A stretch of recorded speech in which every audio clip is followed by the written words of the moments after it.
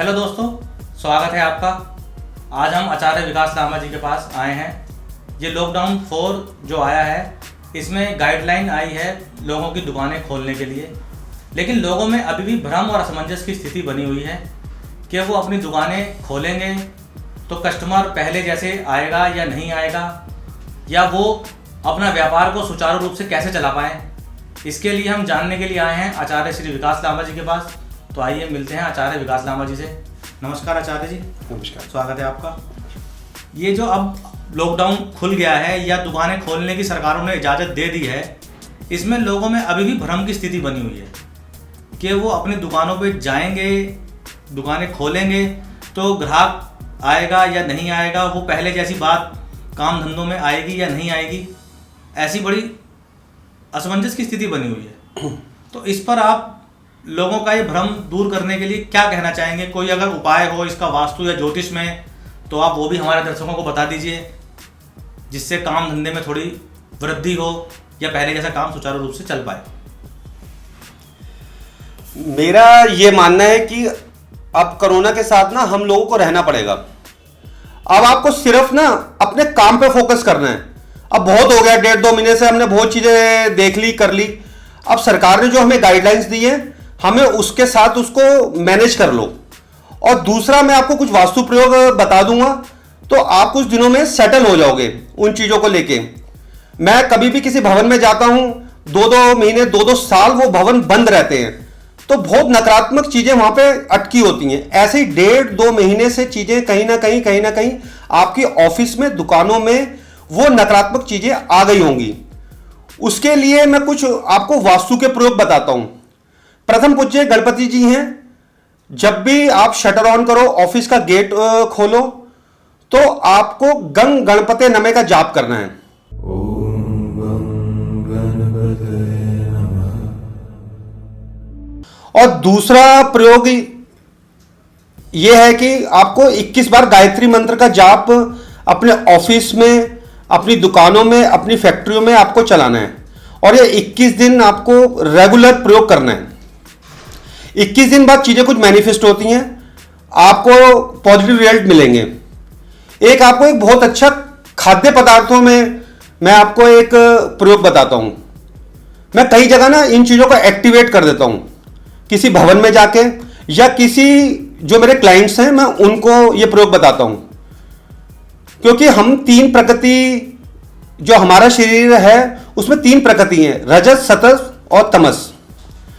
तो जो बिजनेसमैन है उनकी प्रकृति रजस होनी चाहिए। तो उसके लिए मैं एक्टिवेशन करता हूं, खट्टा चीजों को उनको बोलता हूं कि आप खट्टी चीजें खाइए। अगर आप ये खट्टी चीजें खाओगे और उसमें थोड़ा मीठा या गुड़ मिलाओ, तो सत्व भी एक्टिवेट होता है। तो आप देखोगे कि आपकी जो अंदर एनर्जी है वो इनहांस होगी, जो आपकी व्यापार की एनर्जी है वो इनहांस होगी। मारवाड़ियों के भोजन में आप देखोगे खट्टा मीठा भोजन खाते हैं। ये वास्तु प्रयोग है, ये मैं आपको ऐसे नहीं बता रहा, रिसर्च है ये अगर आप खट्टा मीठा भोजन खाओगे तो आपका व्यापार चलेगा। जितने भी व्यापारी होते हैं वो चटपटा भोजन करते हैं। जो अच्छी अच्छी मंडियां हैं या अच्छी अच्छी मार्केट्स हैं, वहां आप देखोगे वहां चाट पकौड़ी की दुकानें बहुत होती हैं। तो ये वास्तु के ही कुछ प्रयोग है जो हमारे ऋषियों ने, हमारे देवताओं ने इन ग्रंथों में लिखे हुए हैं, और हमारे राजाओं ने उसे मैनिफेस्ट करा है इन चीजों को। ये आप प्रयोग करो, 101% आपकी एनर्जी इनहांस होगी, आपके व्यापारिक बुद्धि होगी वो इनहांस होगी।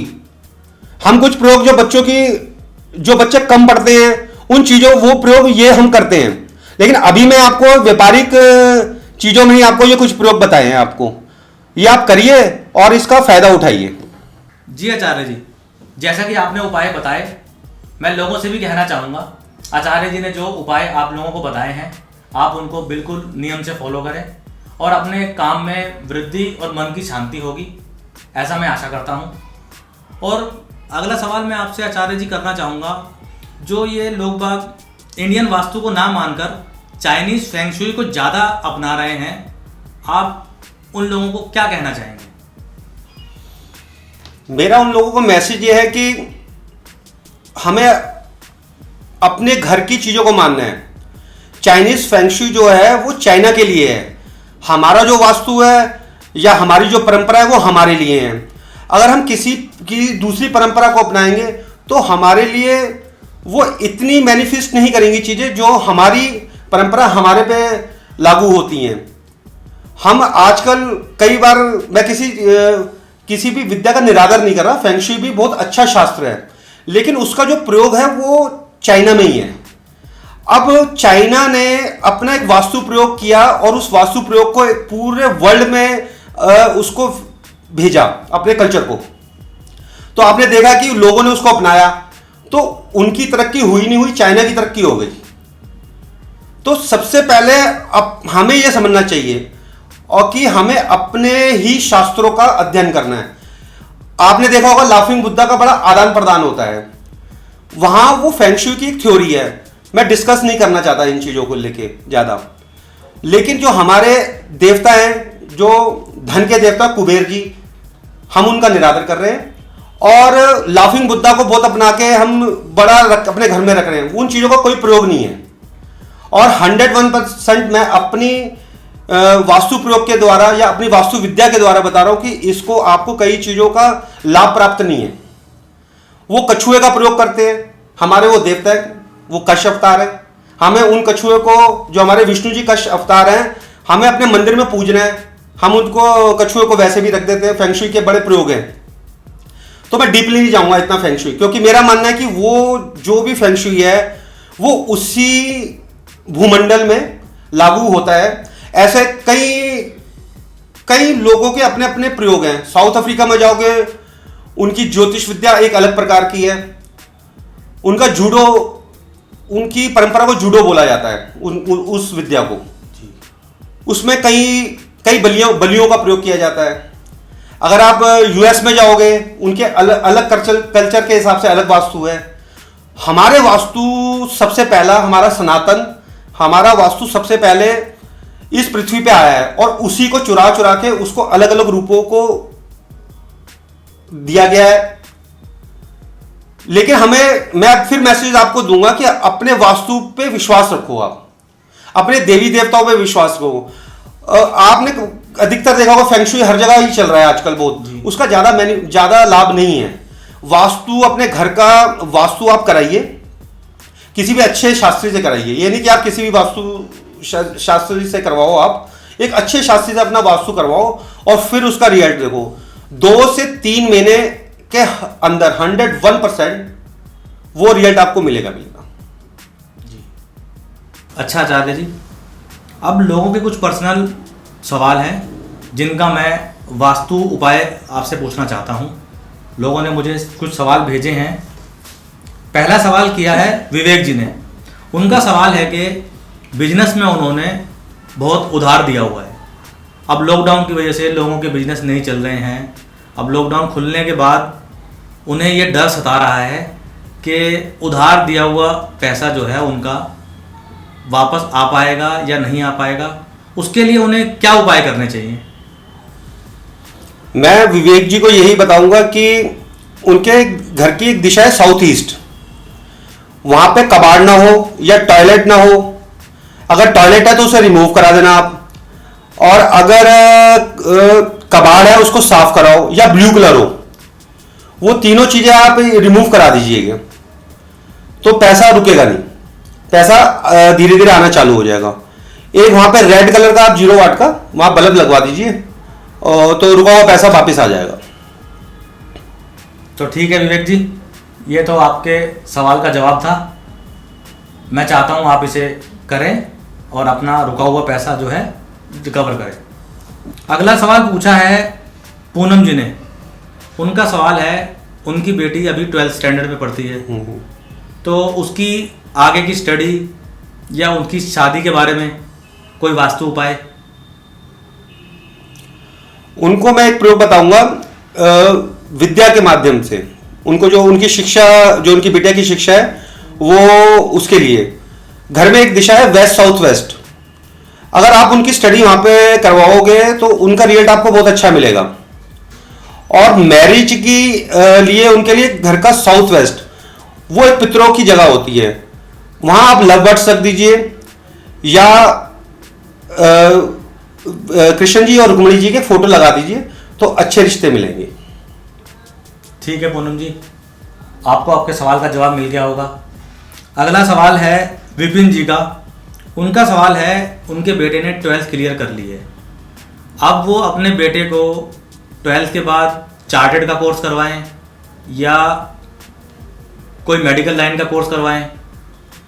उनका ज़्यादातर ध्यान लड़के को मेडिकल लाइन का कोर्स करवाने के लिए है। इसके लिए कोई वास्तु उपाय बताएंगे आप? इसमें भी एक वास्तु प्रयोग है। सबसे पहले तो उस बच्चे पे प्रेशर नहीं रखना कि वो क्या, उसको उस पर आप छोड़ दो कि आपने वो करना क्या चाहता है। अगर आप मेडिकली उनको कराना चाहते हो तो मैं एक वास्तु प्रयोग कराता हूं, थोड़ा सा क्लैरिटी आ जाएगी। घर के नॉर्थ ईस्ट के अंदर गणपति जी की एक मूर्ति लगाइए और वहां पे एक स्लिप लिख दीजिए। वो छोटा सा प्रयोग है, तो वो कुछ दिनों में एक्टिवेट हो जाओ, क्लैरिटी आ जाएगी कि वो बच्चा किस लाइन में जाए। तो एक छोटा सा ये प्रयोग कराओ और उनको आप रिजल्ट देखिए। तो ठीक है विपिन जी, आपको आपके सवाल का जवाब मिल गया होगा। अच्छा आचार्य जी, अब आपसे मेरा लास्ट सवाल ये है कि भाविका जी ने सवाल पूछा है कि उनका 7 साल का बेटा है, अभी उसकी पढ़ाई लिखाई में मन नहीं लगता, खेल कूद में ज़्यादा मन लगता है, तो वास्तु का क्या उपाय करें जो बेटे का पढ़ाई लिखाई में मन लगे? 100% बता रहा हूं, वेस्ट साउथ वेस्ट में कुछ खेलने का सामान होगा उनके घर में, तो वो हटा दीजिए और वहां पे किताबें रख दीजिए, तो बच्चे का मन अपनी विद्या के लिए जागृत हो जाएगा। वो छोटा सा प्रयोग है, छोटे छोटे प्रयोग है वास्तु के, ज़्यादा बड़े प्रयोग नहीं है, वो छोटे छोटे। इनको करोगे तो इनका रिजल्ट लोगे और 100% है रिजल्ट। इसमें कोई इफेंट बट की कोई भी किसी चीज़ का एक्सक्यूजेज नहीं है, बस इसे करना पड़ेगा थोड़ा सच्चे मन से, और 1 टाइम रेमेडीज है, आप करो, उसका रिजल्ट लीजिए आप। तो जैसा कि आचार्य श्री विकास लामा जी ने आपके सवालों का जवाब दिया, मैं चाहता हूं आप इन जवाबों को सही से अप्लाई करें और फिर इनका रिजल्ट देखें। जी आचार्य जी, आपका बहुत बहुत धन्यवाद, आपने हमारे दर्शकों के सवालों का जवाब दिया। और दर्शकों से मैं कहना चाहता हूं, आचार्य जी द्वारा दिए गए उपायों को करके आप लाभ कमाएं। और अगर आचार्य जी से आपके और भी पर्सनल सवाल हैं तो नीचे दिए गए नंबर पर आचार्य जी से संपर्क कर सकते हैं। धन्यवाद। मैं अपने दर्शकों से कहना चाहूँगा कि हमारा अगला वीडियो किस टॉपिक के ऊपर बेस्ड हो, उसके लिए आप लोग कमेंट बॉक्स में नीचे अपने सुझाव दे सकते हैं। ज़्यादा से ज़्यादा सुझाव जिस टॉपिक पर बेस्ड होंगे, हमारा अगला वीडियो उसी टॉपिक पर आएगा। धन्यवाद।